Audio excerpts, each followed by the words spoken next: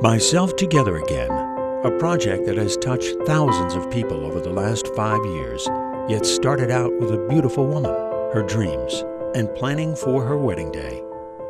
I had finally met a great guy, and our relationship moved pretty fast because we knew, I guess. And then less than 2 months after we got engaged, I found the lump while I was in the shower.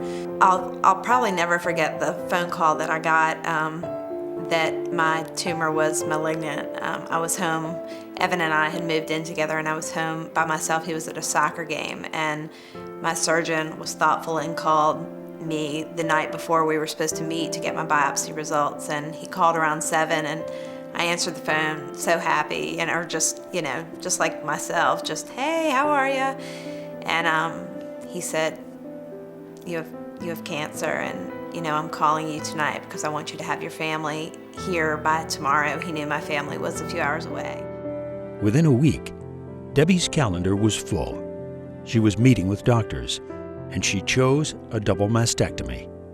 The wedding was postponed. During the first weeks of diagnosis, Evan's cousin, Lisa Disbrow, who Debbie had grown close to, hired a renowned photojournalist, Missy McLam, to take Debbie's engagement portrait for the paper.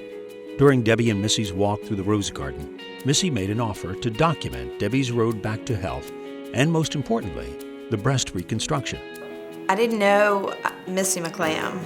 Lisa Disbrow, who was Evan's cousin and had become a friend of mine, introduced us, and Lisa had thought that it'd be good to have my engagement portrait taken before I lost my hair to chemotherapy. It was just a really nice gesture and something she wanted to do for me at a time when everything just kind of felt like it was falling apart.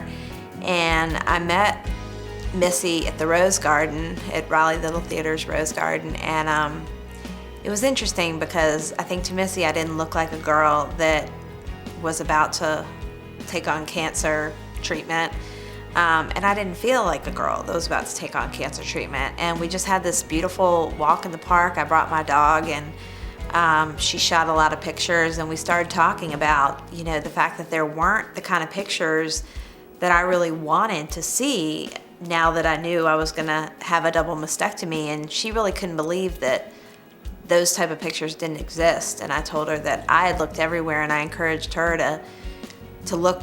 If she thought I was missing something, please look into it. And it was a very short while when she got back to me and said, "You're right, the type of pictures you want aren't out there." And she made this casual offer to document my story and my reconstruction. Reconstruction surgeries followed. Prior to starting reconstruction, Debbie was eager for pictures. She had nowhere to turn to see a woman her age going through the process. Nothing on the internet made any sense or eased her anxiety. Shortly after Missy and I started taking the pictures, it became pretty clear to me that why I was doing this, that I didn't want the girl that came behind me diagnosed with breast cancer to feel the same anxiety that I felt not having the pictures. And I think that helped, knowing kind of having a point to why I was doing it and feeling proud that this could maybe make a difference for somebody else. And it just became a big focus of mine when this was over to find whatever funding I needed to find so that we could have this booklet be in every surgeon and plastic surgeon's office in the Triangle. And that's what led us up to writing the Komen grant. Hallelujah, hallelujah, hallelujah, hallelujah, hallelujah.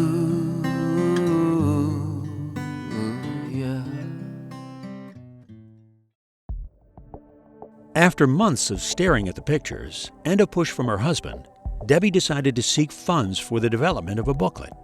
she started to meet folks that would help develop what we now know as Myself Together Again.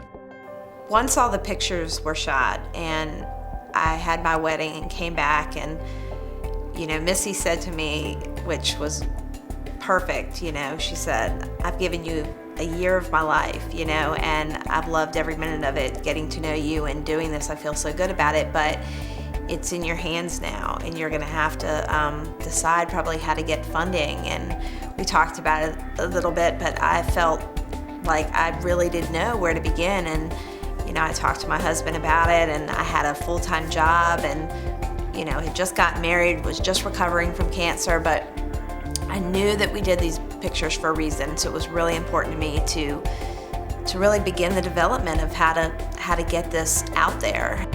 We went to a few nonprofit agencies and ultimately settled with Cornucopia House Cancer Resource Center in Chapel Hill, and they helped us write the Komen grant. And when the grant was approved, we were able to find a writer. Beth McNichol was our freelance writer who met with me and Dr. Oswald and just sat down and took time to understand, what the kind of text that we wanted to go with the pictures. And I think a lot of people think I came up with the name Myself Together Again, and I didn't. Beth came up with that. And when she called me and first said, I've got a name for the project, and she told it to me, I thought, that's kind of long. And she said, no, it'll be known as the MTA project. And I don't know, it just kind of sounded right. It fit. Along with the distribution of thousands of booklets to hundreds of patients and dozens of doctors, Myself Together Again has participated and exhibited at numerous events across the country over the last 5 years. Debbie is frequently asked to speak across our state and elsewhere in the country.